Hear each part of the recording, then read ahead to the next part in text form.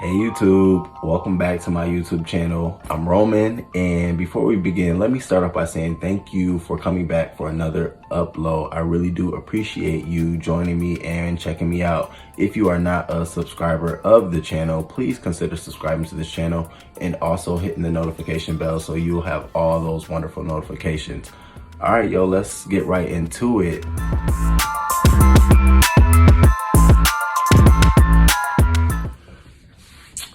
So in this next story, we have 16-year-old Rayne Dennis of Detroit. She was shot and killed in her father's home. According to the Detroit police, Matthew Reeves, 22, had come to the house to visit and pick up his daughter. Now, his daughter's mother happens to be Rayne's stepsister, and both of them share the same father whose home they was at. And so they got into an argument. Matthew Reeves and the stepsister got into an argument about the daughter. And so he went outside into his car and got a gun and fired it at the house. The bullet went through a window and it struck Rayne Dennis, and she died on the scene. He jumped in the car and took off, and then he was later apprehended by the police. This is also sad. She was according to the reports, she was an innocent, totally innocent bystander. She had nothing to do with it. She had literally just got home. So she hadn't even known that there was an argument or something going on. And little did she know that maybe as he was walking past her to the car, moments later, he was going to be taking her life.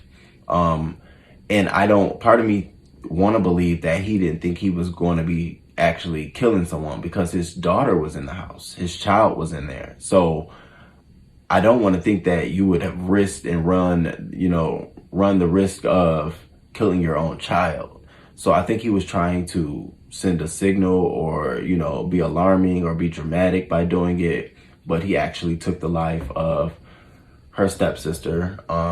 It's a really, really sad story, being that she was 16 years old. She barely touched the surface of her life.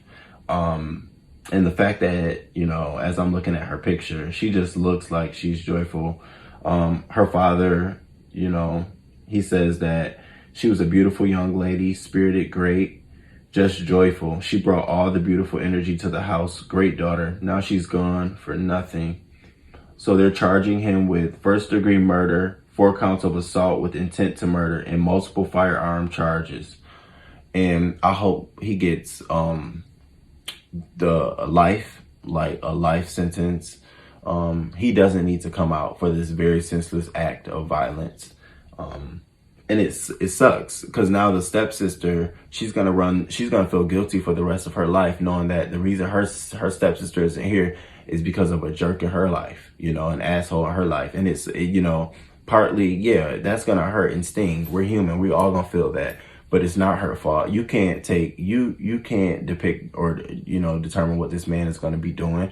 And it touched my heart when I read this story a few days ago, and I said, oh my God, I cannot believe here we go again with a black man not able to control his temper and his emotions when it comes to his queen, his black woman, so much that it causes him, one situation, take out the mom, the sister, and the girlfriend. And in this situation, to take out the innocent bystander being the stepsister.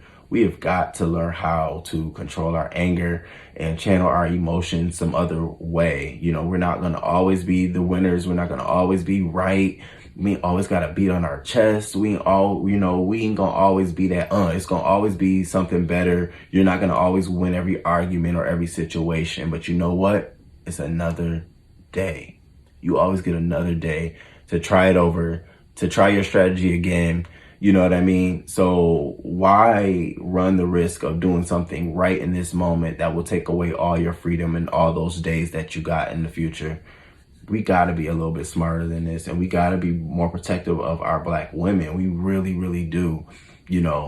With the pressures of everything else that's going on in societies, with the unequal treatment across the board in almost every industry and every segment, we as black men, I'm including myself, we have got to be, you know, better at protecting and identifying when shit ain't right, you know, and this is a situation where shit ain't right, you know.